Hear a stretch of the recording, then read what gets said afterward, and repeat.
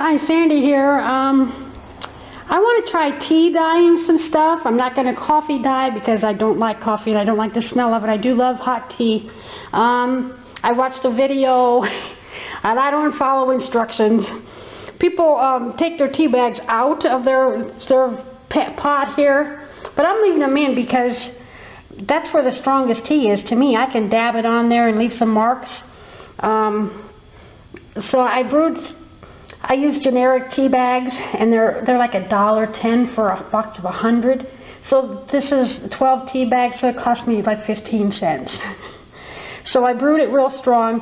I used a 4-cup measuring cup, and I used 12 tea bags, and these are steeping. They're still kind of warm. I added a few ice cubes in the pan so I can get my fingers in there. I have a mug here because I want to see if I can get some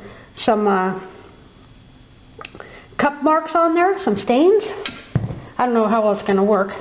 I've got a tea bag, tea here. This is my brother buys these. These are also generic, but they cost more. Mine are tagless and there's no wrappers. I have a bunch of tags that I've cut.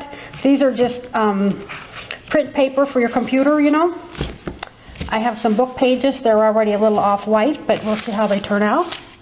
I have some doilies in 2 sizes. I got these at Dollar Tree. There was 24 in there, 4 sizes, 8 of each size. I have some pages out of a music book. I have this paper. I think you can see the pink veins kind of running through it. I'm going to get kind of a dusty rose color, I hope. And then this is already an off-white. Hope to make it a little bit darker. We'll see how it turns out. Now, what I've seen on the video is they bake their paper for about 5 minutes, 1 sheet at a time. Sometimes I use 2 pans and get a couple on a cookie sheet, but it's time consuming and I'm not going to do that. Now, I made a video before. My daughter and I used our watercolors and we decorated our paper to use for glue book pages or whatever, and we get the paper soaking wet. Some of that paper is soaking wet. So here I am in the garage.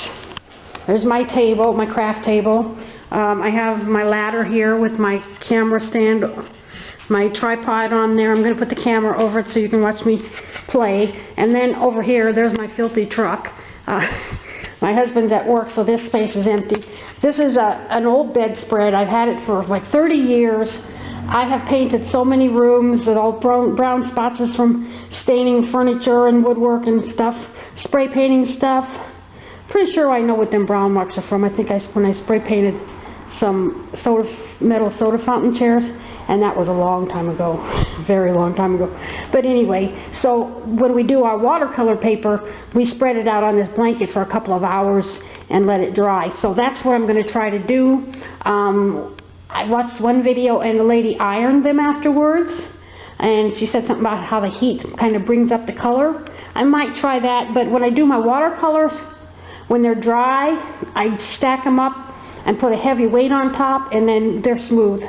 They're nice and flat. So, well, I'm not sure how I'm going to do that, but I'm going to set my camera up and I'm going to start playing with my tea.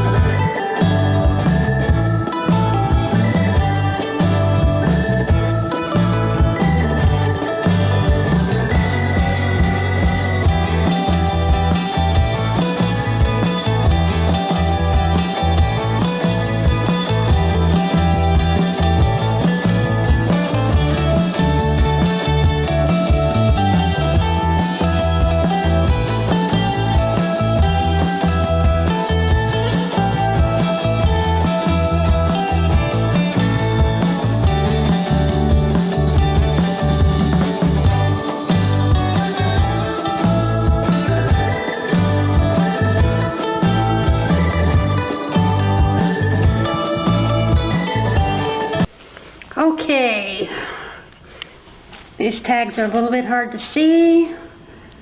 I spread them out.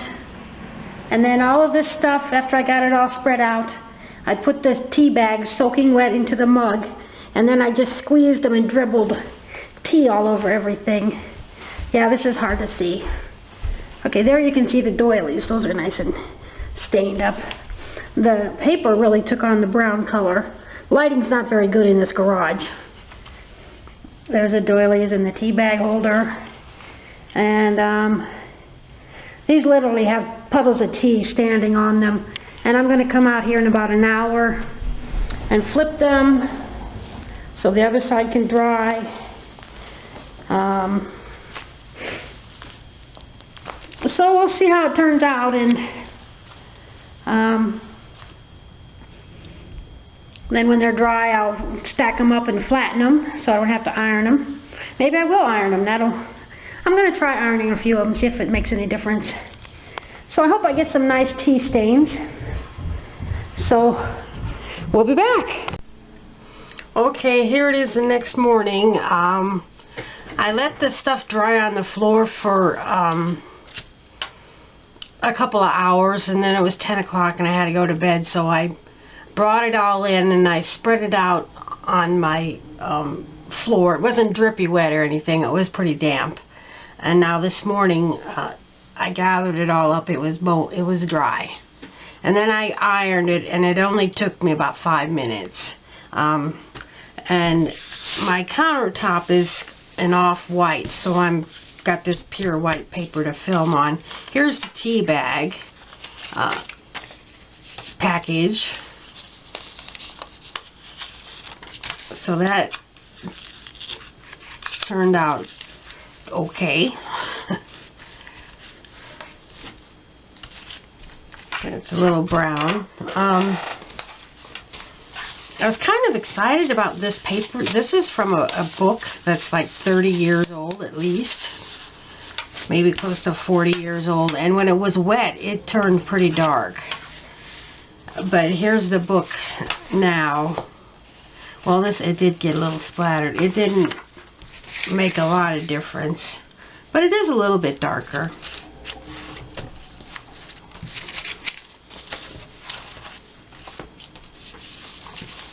And then my music pages, I picked this up at a antique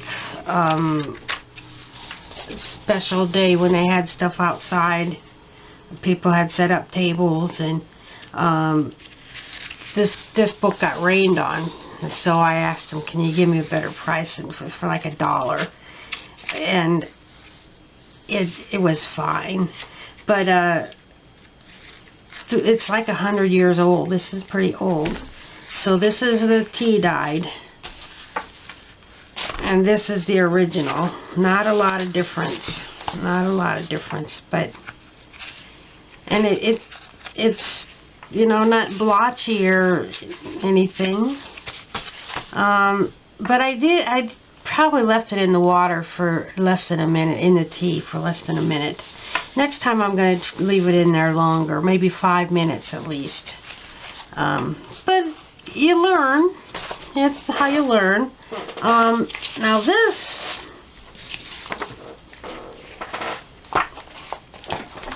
excuse me. Let's see. This was my off-white paper that I tea dyed, and this made a big difference. This is a big difference. I like how that turned out. It's a little wrinkly on the edges, but that's okay. It's vintage looking. Isn't that what we're trying to do? And then this was the paper I dyed. I mean, that's before. And this is after. So that turned out pretty good. And this is one side is pale and the other side is brighter. So this is the pale side and that's the brighter with the pink. I really like how this turned out. And it's all different types of paper. So These are the original doilies. Actually, there was 32 doilies. This was from Dollar Tree. $1 for 32 doilies. That was, I just couldn't pass that up. And so here's the doilies after. Oh, that's a big difference. Those soaked up the tea really nice. So I'm pretty happy with those. And this one is all blotchy. Yes, that's what we're going for. Yes. I think this one, I didn't realize I had two, so these were stuck together. But it turned out pretty well. You want a lot of contrasting color.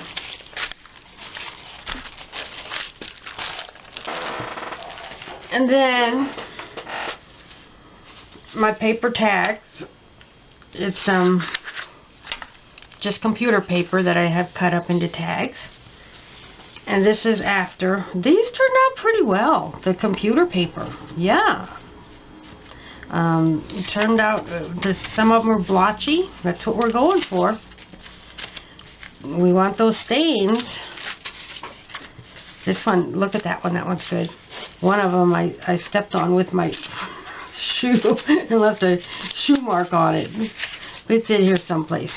So, you know, trial and error. Don't really know what you're going to come up with.